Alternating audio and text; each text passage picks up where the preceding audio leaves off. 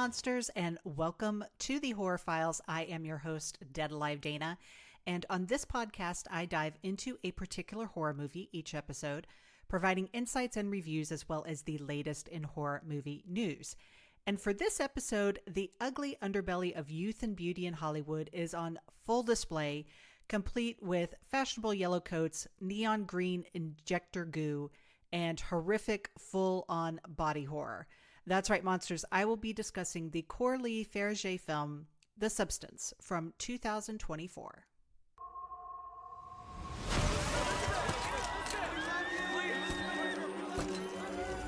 People always ask for something new. It's inevitable. At 50, well, it stops. Have you ever dreamt of a better version of yourself? Younger, more beautiful, more perfect.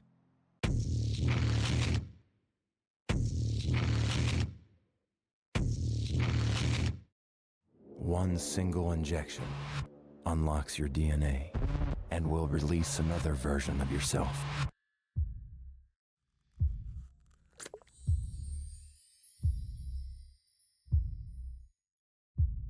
This is The Substance. I'm Sue.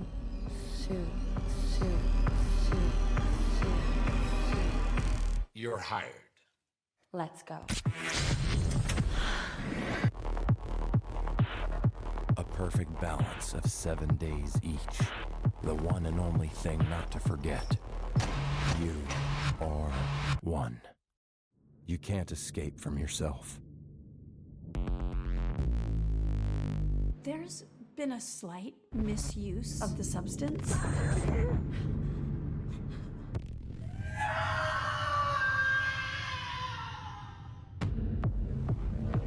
This balance is not working. Would you like to stop? Would you like to stop? Would you like to stop? Would you like to stop? I'm fine. Everything's fine. You have to control yourself! Old, fat, disgusting.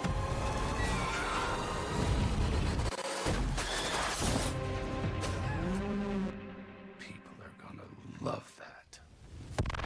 So IMDb describes the plot for this substance as follows.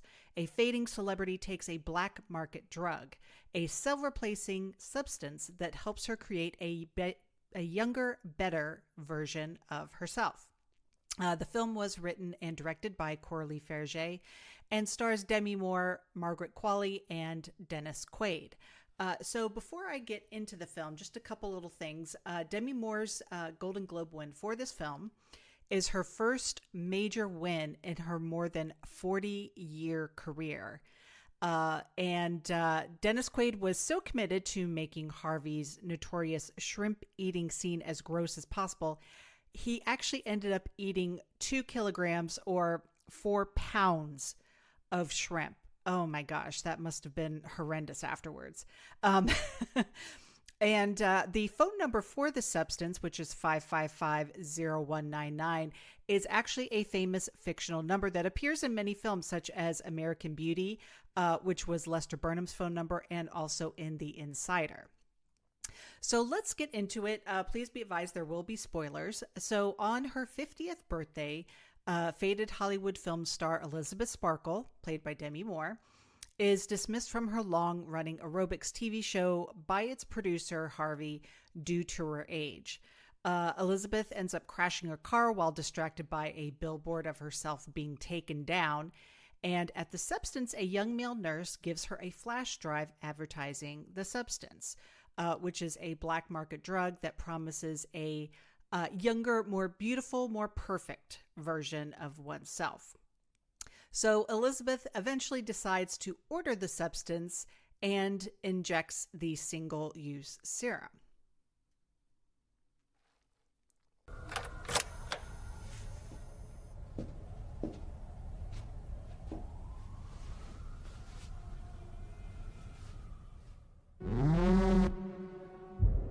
Have you ever dreamt of a better version of yourself? Younger, more beautiful, more perfect. One single injection unlocks your DNA, starting a new cellular division that will release another version of yourself. This is the substance. You are the Matrix. Everything comes from you, and everything is you. This is simply a better version of yourself. You just have to share. 1 week for one, and 1 week for the other. A perfect balance of 7 days each. The one and only thing not to forget. You are one. You can't escape from yourself. So once she does that, she convulses as a younger woman named Sue, played by Margaret Qualley, emerges from a giant slit in her back. The two, now this is very important, the two bodies must switch consciousness every 7 days without exception, with the inactive body remaining unconscious and fed intravenously. Daily injections of stabilizer fluid extracted from the original body are required to prevent Sue from deteriorating. Now, Sue becomes an overnight sensation after auditioning as Elizabeth's replacement, and Harvey offers her the chance to host the New Year's Eve show. While Sue lives a confident and heathenistic life, Elizabeth becomes a self-hating recluse. Near the end of one weekly cycle, Sue brings a man home for casual sex. She delays the switch by extracting additional stabilizer fluid, causing Elizabeth's right index finger to rapidly age. Elizabeth contacts the supplier, who warns that delaying the switching schedule will lead to irreversible rapid aging of the original body. Yes. Yes, hi. This is Elizabeth Sparkle. I'm 503. Yes. Yes, hi. There's been a slight misuse of the substance. A few extra hours were accidentally used, causing an alteration. So I'm just looking for the procedure to reverse it. What has been used on one side is lost on the other side. There's no going back.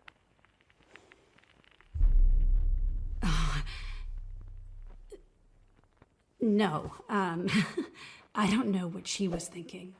And obviously, she was drunk. Remember, there is no she and you.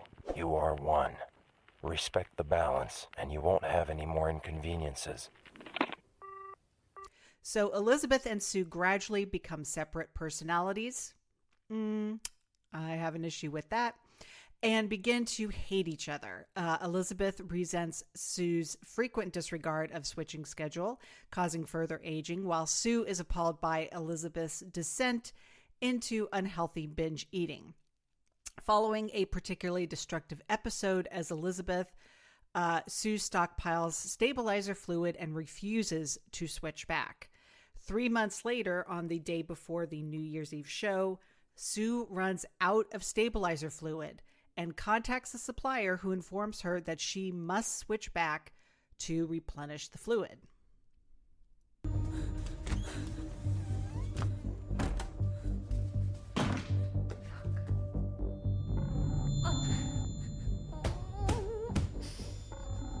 Yes.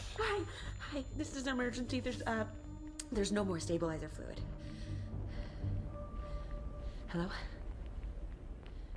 It's fucking 503. Yes. I'm telling you, this is urgent. There's no more stabilizer fluid. It means you've reached the end. What do you mean the end? You've drained it all out. If you want more, you must let the fluid regenerate. Tell me how to do it. I need to stabilize myself right now. You simply have to switch. Excuse me? The switch reboots the fluid secretion process, so you can continue to enjoy the experience. No, No, no, no, no. I can't switch. I can't. Especially not now. There is no other option.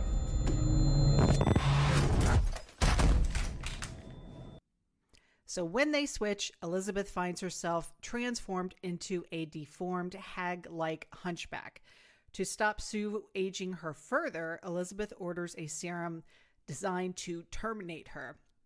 However, Elizabeth, still craving Sue's celebrity status, stops before fully injecting the serum and resuscitates Sue, leaving both of them conscious.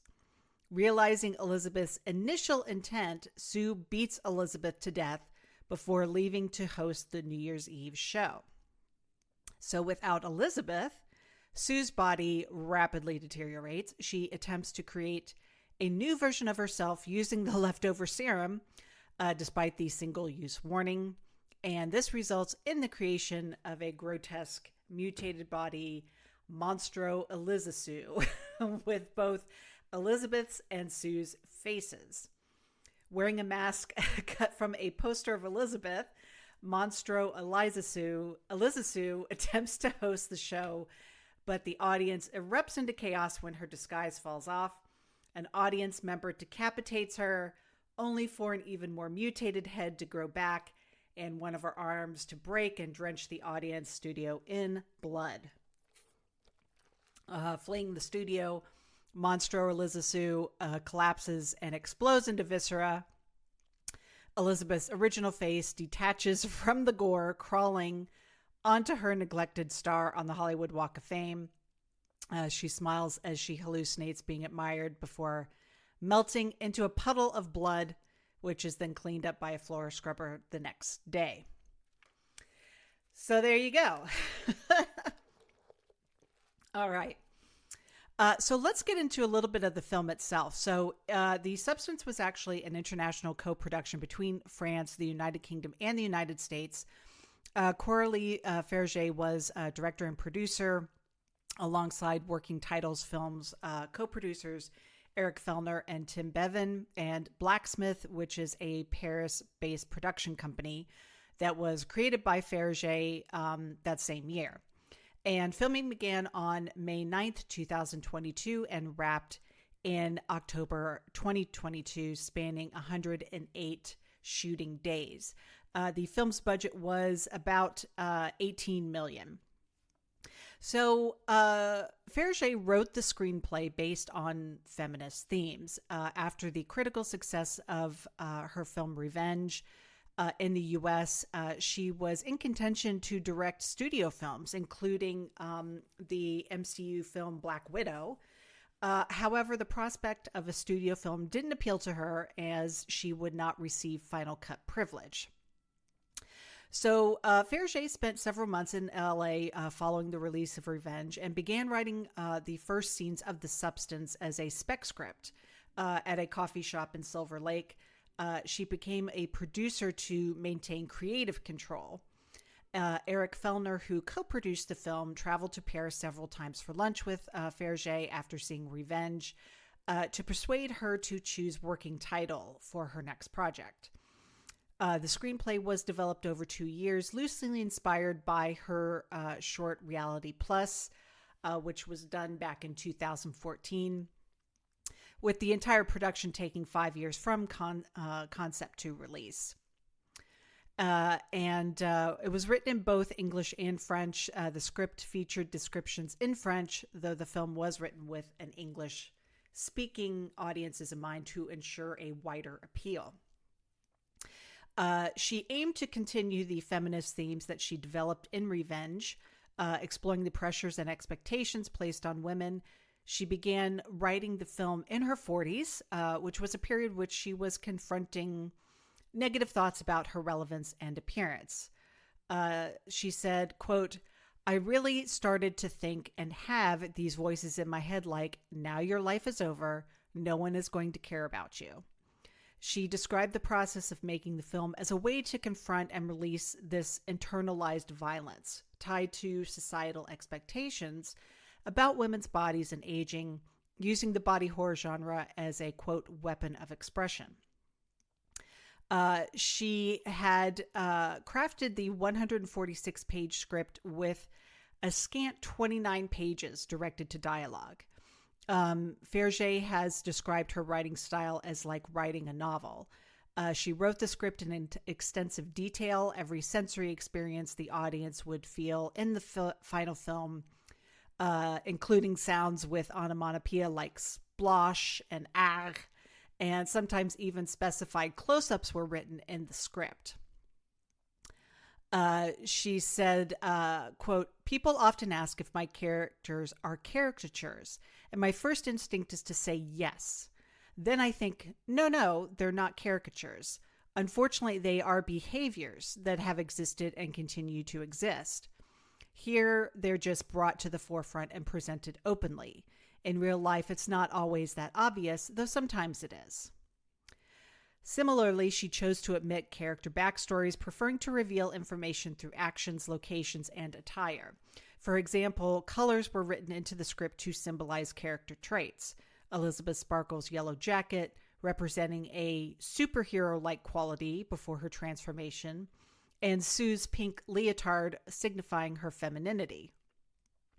The character Sue, who was described as blonde in an early draft of the script, was given her namesake to subconsciously evoke Lolita and Marilyn Monroe baby doll-like iconography, as well as classic beauty standards that continue to endure.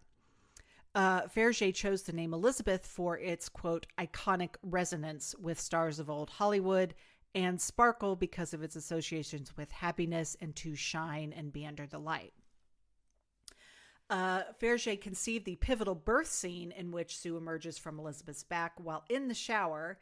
It was the first that she wrote, and in her view, quote, probably the most important scene of the film. She recalls, quote, "I didn't even know who my character would be. It's the first one that really came to my mind, and it holds the core DNA of the movie as a true visceral experience with no words, making you feel what the characters are going to feel." Fargeat later decided that the main character should be an actress to explore societal perceptions of bodies. She chose to have Elizabeth Sparkle host an aerobics class inspired by Jane Fonda's transition from a successful actress to her second career starring in exercise tapes. Fargeat also listened to a variety of music to influence the screenplay. She cited Michael Levy's score for Under the Skin and other experimental music, and composers that had, quote, this kind of heartbeat or pulsation related to the heartbeat of the new human being or the way you can feel with your body. Fargeat also listened to hypersexualized music to influence the in-universe Pump It Up show. She knew that casting would be challenging as the film features minimal dialogue and relies heavily on the characters. Elizabeth Sparkle needed to be cast first, given that she was the center of the film's narrative. Fargeat wanted to cast an actress who had been at the heart of the star system, a real-life icon. And Fargeat did not include Demi Moore on the initial list of potential lead actresses, stating, quote, she will never do it. Several actresses were considered, but declined the role before Moore. Eventually, with nothing to lose, Moore was sent the script. At her agent's insistence, Moore read the script before knowing specific details, later speculating that this was due to the film's sensitive subject of aging. She was impressed by the script and its subject matter, though she was unfamiliar with the body horror genre. Moore felt that the film could either, quote, really work and be part of a cultural shift, or, quote, be a fucking disaster. She remained unsure of the audience reaction until up to the premiere, when she knew the film had worked. Surprised by Moore's positive response, Fargeat read her autobiography and was struck by her resilience, saying, quote, I read her book and she had some tough years in her personal life. She made herself on her own in a place that was totally male-dominated industry, being ahead of her time in many regards, like doing this naked picture of her pregnant, taking a lot of risks, and having a lot of feminist statements, wanting to be paid as much as her co-stars. Fargeat had previously worked as a trainee assistant director on the Moore-led film Passion of Mind, handling tasks like making copies and bringing her coffee in the mornings. But before being offered the role, Moore discussed the film with Fargeat over 6 meetings. Fargeat explained the film in detail, the film's extensive prep work, prosthetics, meager resources, shooting location, and the level of nudity, which she felt was foundational to the story. Moore understood the meta-nature of the role, but did not feel that she was the character, as Elizabeth had no family. As she further explained, quote, "She's dedicated her entire life to her career, and when that's taken, what does she have?" However, Moore sympathized with the character's pain. She recognized the characters were deeply important to Fargeat and saw them as stand-ins for the director herself. Elizabeth represents Fargeat, while Coralie Sue is the girl from the 90s that Fargeat always felt pitted against. Moore would later reflect positively on her role, saying, quote, "What I love is this was a rich, complex, demanding role that gave me an opportunity to really push myself outside of my comfort zone, and in the end to feel like I explored and grew not only as an actor, but as a person." While talking to Moore, Fargeat thought about potential pairings, and later when she met with Margaret Qualley, she felt that they had a common energy. Fargeat liked that Qualley had a background as a dancer. Moore had prior indirect ties with Qualley and worked with Qualley's mother, Andie MacDowell, in St. Elmo's Fire, while Qualley knew Moore's daughters. Qualley was in Panama shooting Claire Denis's Stars at Noon when she read the script and was drawn to the prospect of playing a character who seemed, quote, "really far from her." And she had a feeling that it was going to be special. During prep, Fargeat emphasized the physicality of the roles. Both actors' bodies would be central to their performances. For Qualley, this meant lifting weights for months to achieve Sue's sex symbol figure. Qualley spent a lot of time walking around her apartment, practicing her character and, quote, "freaking my husband out." Ray Liotta was originally cast as Harvey, but unfortunately died in May of 2022. But 3 months into filming, Liotta was replaced by Dennis Quaid. On set, Fargeat read the dialogue for The Substance to provide a temporary track. After a lengthy casting process, she chose American actor Jan Bean, who was living in Paris, to voice the voice of the Substance voice, basically. Fargeat said she wanted a voice with devil-like, tempting, and powerful qualities. So the film was shot in continuity when possible, adopting what the crew called a lab shoot approach in its final month. Now, the lab shoot was used to capture insert shots, typically assigned to a second unit with a reduced crew. The most time-consuming prosthetic shots were filmed during this time period, including close-ups of injections and the back splitting open. Fargeat storyboarded all the prosthetics and birth sections before production began, focusing on the birth scene during pre-production.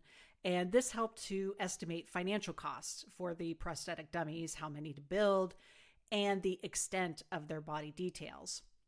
The birth sequence took 15 days to film. Fargeat even went so far as to perform an actual syringe injection of the activator on her own arm, doubling for Demi Moore in the shot. Crew sizes fluctuated significantly throughout production, ranging from just 6 members for the lab shoot, 8 for exterior scenes, and over 200 for complex practical effects sequences in the studio. Margaret Qualley lightheartedly described learning the choreography for The Substance as a, quote, nightmare, and was overwhelmed by performing with professional dancers who had already memorized the moves, which she was new to. And although she was trained as a ballet dancer, she explained that, quote, "that specific kind of sexuality doesn't lend itself to me," and that she'd never do it again. Qualley began the rehearsal with Fargeat present, but left the set to go to the bathroom and cry. Fargeat decided to leave the rehearsal as well. Qualley instead chose to learn the moves in a private lesson, allowing her to practice in her hotel room and build confidence, as she felt deeply ashamed by the whole series of events.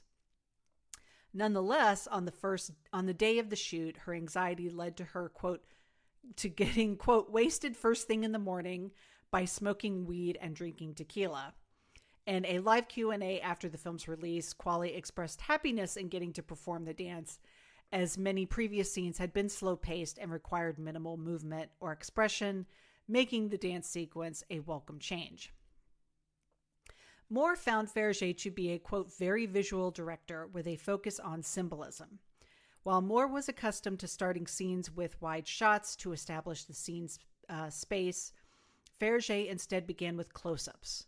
Moore found that, quote, the actor's part of it is not as important to Fargeat. It's just not necessarily where she's as focused. Moore described this as not good or bad, just kind of different. Fargeat praised Moore's body language in the film.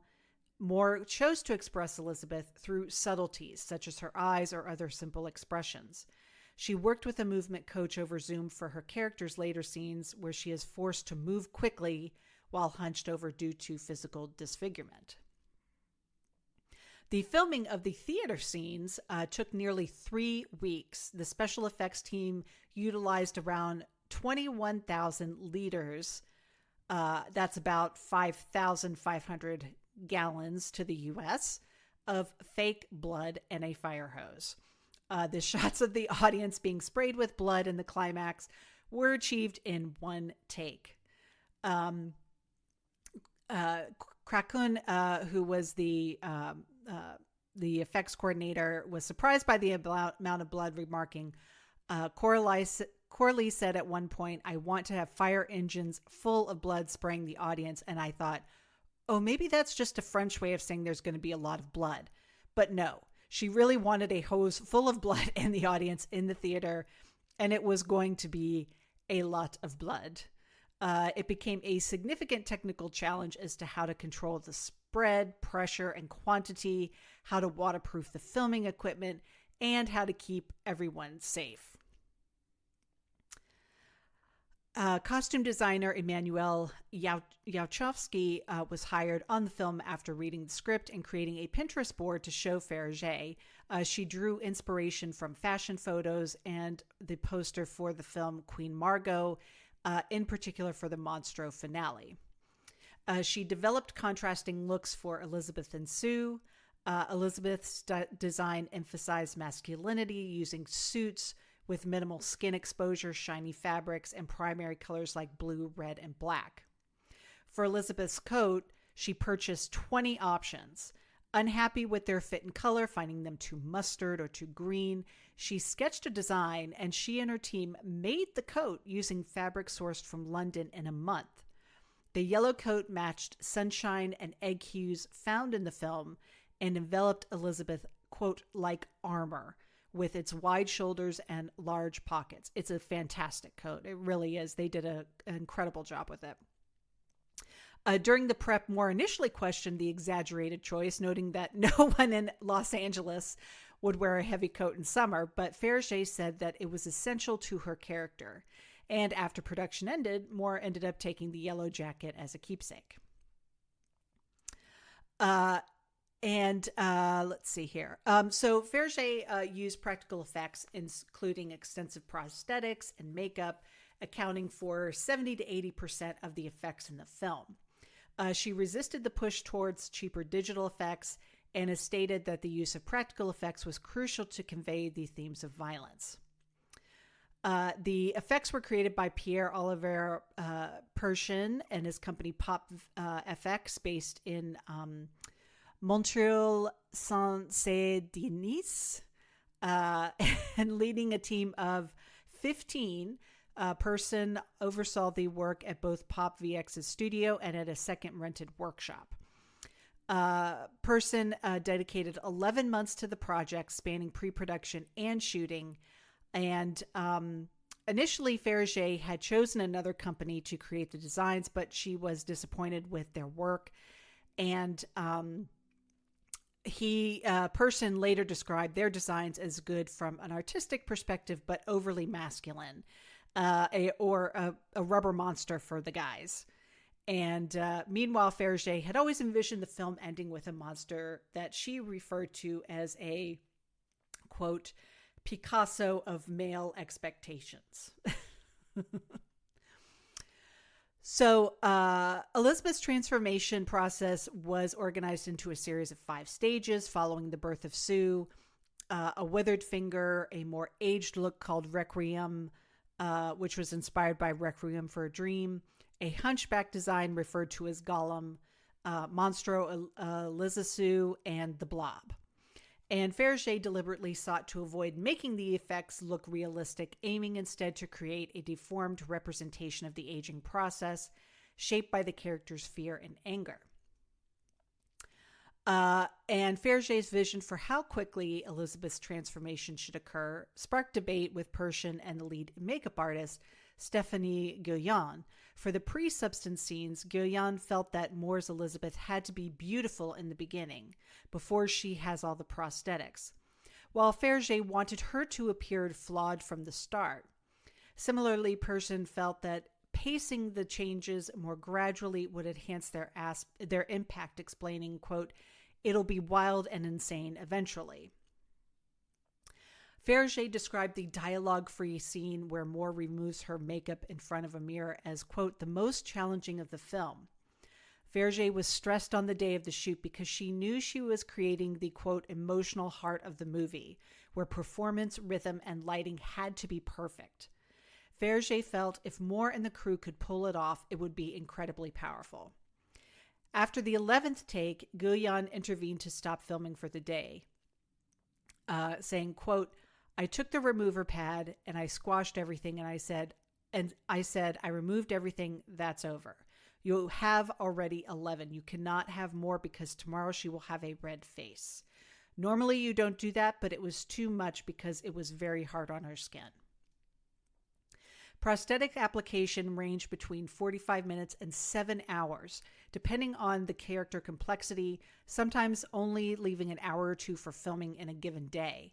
For her nude scenes, Margaret Qualley was fitted with a custom-made breast prosthesis to portray an idealized image of beauty, reminiscent of Jessica Rabbit. Qualley humorously explained the process, saying, quote, "Unfortunately, there is no magic boob potion, so we had to glue those on. They endowed me with the rack of a lifetime, just not my lifetime." Excuse me. The substance was selected to compete for the Palme d'Or at the 2024 Cannes Film Festival, where it had its world premiere on May 19th, 2024. The film received a standing ovation. It had its second premiere at the Sydney Film Festival on June 16, 2024, followed by other premieres, including the Karlovy Vary International Film Festival, the Munich International Film Festival, the Odessa International Film Festival, the New Horizons Film Festival, and the Edinburgh International Film Festival. So Working Title's parent company, Universal Pictures, which originally signed on as the distributor through a deal with Working Title Films, stepped away from the project, but remained credited as a copyright holder in the film's credits. Multiple sources told The Hollywood Reporter that the studio was, quote, "worried about the prospect of releasing the film." According to Fargeat, the film encountered significant challenges during post-production, including a contentious test screening attended by 2 unnamed male executives and 1 unnamed female representative from Universal. One male exec vehemently opposed the film and insisted on a recut, a demand deemed unfeasible due to Fargeat's contractual final cut privilege. This led to Universal's breaking off of their distribution deal with Fargeat, although the female representative later expressed her support for the film privately to Fargeat. She felt unable to voice her opinion during the screening. Sounds familiar.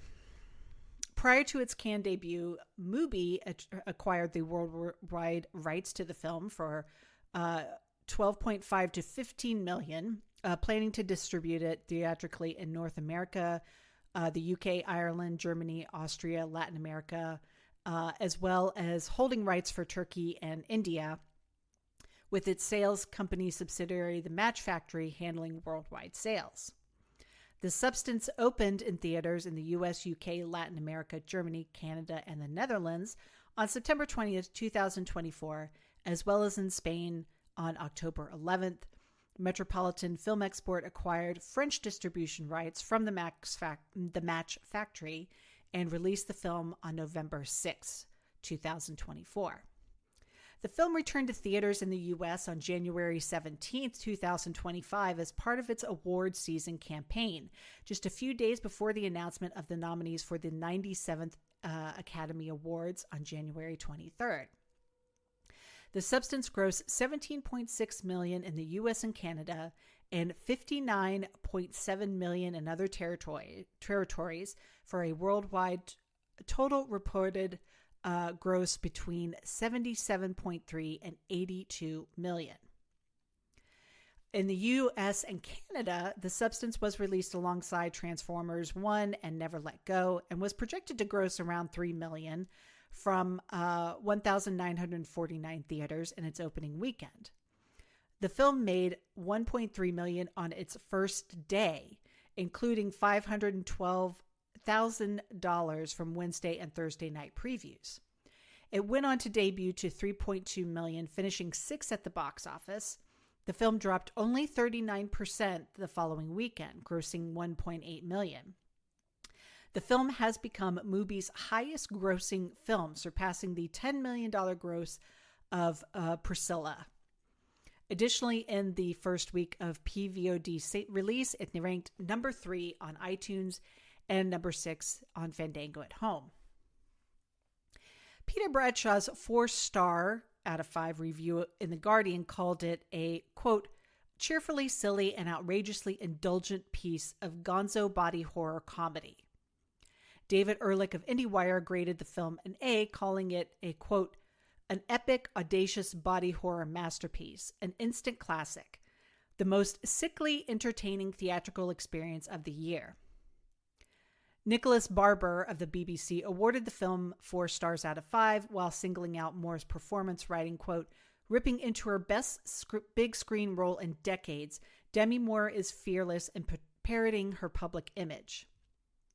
Phil DeSimalin's 5-star out of 5 review in Time Out said that it is, quote, Moore who glues it all together, going full Isabelle Adjani in possession in a vanity-free performance full of bruised ego, dawning horror, and vulnerability. Owen Gleiberman of Variety praised the film director, writing, quote, Coralie Fargeat works with the flair of a grindhouse Kubrick in a weirdly fun, cathartically grotesque fusion of Dr. Jekyll and Mr. Hyde and Showgirls. Radhika Seth of Vogue called it a, quote, audacious piece of filmmaking, the most exciting release to have debuted on the Croissant so far, and that it was her current pick to win the Palme d'Or. Damon Wise of Deadline said that it is, quote, a riotous, dreamlike horror thriller that ends in a delirious symphony of blood, guts, and otherwise undefinable viscera. Javier Ocana of El País wrote that the film is, quote, not that great, partly because subtlety is not Fargeat's greatest virtue, but, quote, mostly because the first 45 minutes seem like a covert remake of John Frankenheimer's Seconds. In June 2025, IndieWire ranked the film at number 91 on its list of the 100 best films of the 2020s so far. In July 2025, it was one of the films voted for the Reader's Choice edition of the New York Times list of the 100 best movies of the 21st century, finishing at number 126. At the 77th Cannes Film Festival, Fargeat won Best Screenplay. It competed for the Palme d'Or, losing to Honora. At the 32nd International Film Festival of the Art of Cinematography, Camera Image, Director's Debuts competition, Benjamin Cracoon was nominated for cinematography. However, the film was pulled from the competition by Fargeat due to negative comments about women in film by the festival director. At the 82nd Golden Globe Awards, the film received 5 nominations Best Motion Picture, Musical or Comedy, Best Director for Fargeat, Best Actress in a Motion Picture, Musical or Comedy for Moore, Best Supporting Actress, Motion Picture for Coralie, and Best Screenplay for Fargeat. Moore won in her category. She additionally won Outstanding Performance by a Female Actor in a Leading Role in a Motion Picture at the 31st Screen Actors Guild Awards. At the 97th Academy Awards, The Substance was nominated for 5 awards and won Best Makeup and Hairstyling. It was nominated for Best Picture, Best Original Screenplay, and Best Director for Fargeat, and Best Actress for Moore. Fargeat became the first woman to be nominated for writing and directing a horror film, and the 9th woman to be nominated for directing overall in Academy Awards history. Wendy Ide of The Guardian noted The Substance for its feminist perspective of older women, contrasting it with other female-led horror films like Carrie and Rosemary's Baby, which center on themes of menstruation and childbirth. She wrote that The Substance, in contrast, quote, not only offers a female perspective on women's bodies, but also argues that things only start to get properly messy once fertility is a dim memory. The New York Times critic Alyssa Wilkinson described the film as an exploration of the male gaze, noting the satirically exaggerated camera angles and shots depicting the female characters in a way that, quote, feels reminiscent mostly of porn. In exaggerating these portrayals of female beauty standards to the point of absurdity, the film becomes humorous. Quote, the worse things become for Elizabeth, the harder it is not to giggle with glee. She also notes that the film can be seen as exploring mind-body dualism. Alison Wilmore of Vulture said that the film's strongest theme is about the dangers of addiction, comparing it to Requiem for a Dream. Eliza Bastini for Scraps from the Loft, originally published on Quinlan.it, called the film, quote, a strange blend of Death Becomes Her and Society with hints of Tetsuo. And several critics have noticed the film's similarities to Oscar Wilde's novel, The Picture of Dorian Gray. So the film has a Metacritic score of 78, a Rotten Tomatoes score of 89%, and a Letterboxd rating of 3.7 out of 5. Now, here comes the controversial part. I know some of you guys are not going to like this and maybe be surprised by this. Who knows? But I have to give what I feel. And I want to like The Substance. I want to like the themes that it explores, because this is a female writer-director talking about the objectification and the misogyny of women, and in regards to aging and youth and fertility and desire. And it's, for me, that's great. And I think those are themes that are worth exploring, that should be explored. But unfortunately, I feel this film, it doesn't work for me for a couple of reasons, and I'm going to go into them. And the first and foremost thing is the premise itself. For me to get on board with the film, I have to be on board with the premise. And this premise does not make sense. What is the point of taking this drug? Because even though it says throughout the movie, you are one, and basically to remember, you guys are sharing a body, the important thing to note is that they do not share a consciousness. So one does not know what the other one is doing. And so when Elizabeth or Sue wake up the next day, they only see the effects of kind of what's been happening. And it makes no sense as to why Demi Moore's character would take this drug and not be able to experience the benefits of the substance directly. That makes no sense, because you're Elizabeth Sparkle taking the drug. It just makes you pass out for a week, and then you wake up with various deformities thanks to your alter ego Sue, whose time you don't even get to experience. So why would you take the substance? Right away, the premise does not make sense. And the issue of selling a product does not make sense. So I'm going to buy something that is not going to benefit me at all.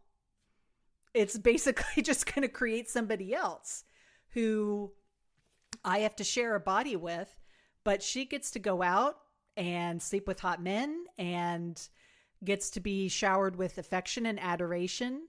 Whereas I just wake up when that's all over and I'm gray haired and I'm sickly. And at least in something like Death Becomes Her, the miracle drug worked for them in real time. But in the substance, I mean, granted, you had to be careful, you had to take care of your body, all that kind of stuff. But that makes more sense, because there's literally no point in doing any of this. Why would I take a drug that gives me a younger, more beautiful and fit body for a week if I didn't get to experience the benefits myself? And I only get to experience the bad side effects after. And this is ultimately why I cannot get on board with this movie, because that doesn't make any sense. But, oh, Dana, it's an allegory. It's about younger generations taking the spotlight. It's about the inordinate value we place on youth and beauty, fame and fortune, et cetera, et cetera. And I'm sorry, but there's ways to do that in a way that actually makes sense. And, we're aware that beauty and youth are overrated, especially in Hollywood. But no matter how much we say that we still pine for the bodies we used to have, I mean, we know this. And it feels like what Fargeat is doing, and I know she's doing this on purpose, is to basically hit us over the head with this allegory. It's not anything that's subtle. It's something that's like, we're going to make this super, super obvious. And the problem is that what ends up happening, it's supposed to be like male gazy, like, look at all these butts right in your face, and look at them thrusting, and these boobs are sweaty, and all this kind of stuff, and all this nudity and everything. And it's kind of funny, because it's sort of, to me, feels like it's gone from sort of pointedly being male gazy and the sort of wink wink, so much so that it kind of comes back around and does actually become like really male gazy, in the way that she did not intend, because it's just so much. And it's just, it feels, I'm sorry to say, and this is me personally. I'm not saying that, Moore or Margaret Qualley did not put in great performances. They absolutely did. I think the film is, great to look at, but that's kind of the problem with the film, is that it's really just focused so much on the visual, and like, we're going to do this, and we're going to, like, make it very, very overt, that we don't get enough humanization of Moore in particular. We do get some of it for sure. And I think that one scene where, she's constantly changing her outfit, rubbing off her makeup, all of that, because that is the moment where I feel like the movie really could have like gone deeper with, because as women, we've all been there. It's like, no, this makes me, this shows off this too much. I don't like this. And, I'm constantly feeling like I'm not enough. I'm not feeling like I'm young enough. I'm not feeling like I'm pretty enough. And I feel like if she had leaned into that more, instead of just kind of like making this such an insane body horror fest, then I think it would have worked better, at least for me.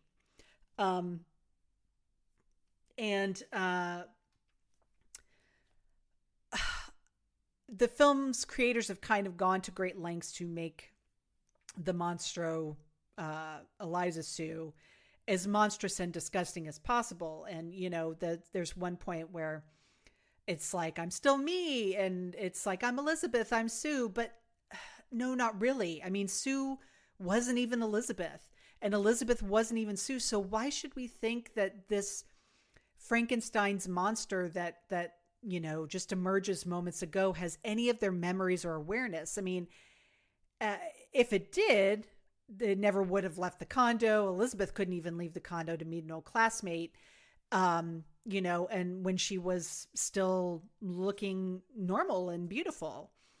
And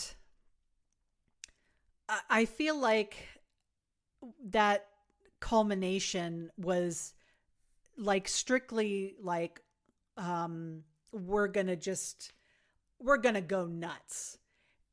Because the satire by that point has run completely dry. The creature is too far removed from anything to even remotely be, you know, real. This is not an Elephant Man scenario. It's not even a poor Hunchback Quasimodo scenario.